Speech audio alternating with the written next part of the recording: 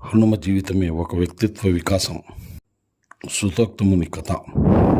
కృతయుగంలో మాదాంత చక్రవర్తి పరమ ధర్మజ్ఞుడిగా ప్రసిద్ధి చెందాడు. మంత్రవేత్త, సదాచార పరాయణుడు, సర్వ విద్యలకు నిలయమైన వాడు. సౌభాగ్య నగరంను రాజధానిగా చేసుకుని పాలిస్తున్నాడు. ఆ పట్టణంలో సుతోక్తముడు అనే బ్రాహ్మణుడు, వేదాంగ పారంగతుడు, సత్యవాది ముని అక్కడి నదీ తీరంలో ఉండేవాడు. అతన్ని నియమనిష్టలను చూసి హనుమంతుడు ఒకసారి ఇతన్ని చూడాలని అతడు జపం చేసుకునే సమయంలో వచ్చాడు. దివ్య శోభతో విలసిల్లే ఆంజనేయుని చూసి ఆనంద బాష్పాలు రాలుస్తూ స్తోత్రం చేశాడు.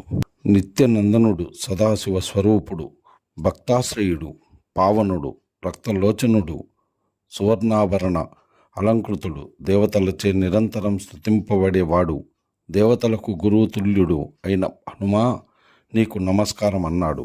కొనసాగిస్తూ 6 ముఖాలతో శతముఖ రావణ సంహారం చేసి, భయంకర కోరలతో గరుత్మంతుని గర్వపహారి, సృష్టి స్థితి లయకారుడు, 18 నేత్రాలతో విరసిల్లేవాడు, భీమాగ్రజుడు అయిన కేసరి తనయునికి నమస్కారం అన్నాడు.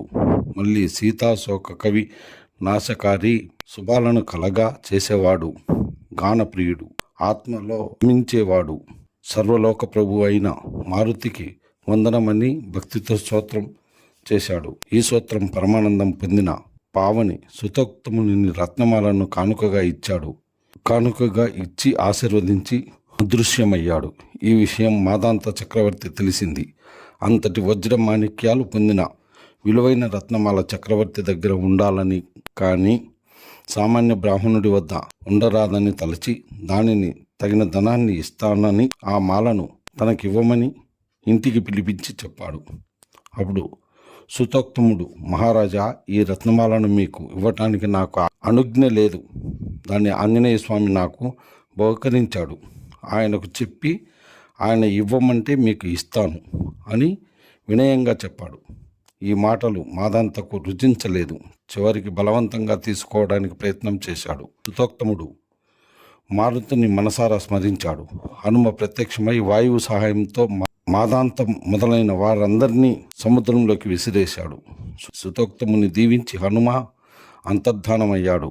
ఆయన జీవితకాలమంతా హనుమ ధ్యానంలో గడిపి చివరికి సామ్రాజ్యం పొందాడు. సుతోక్తముని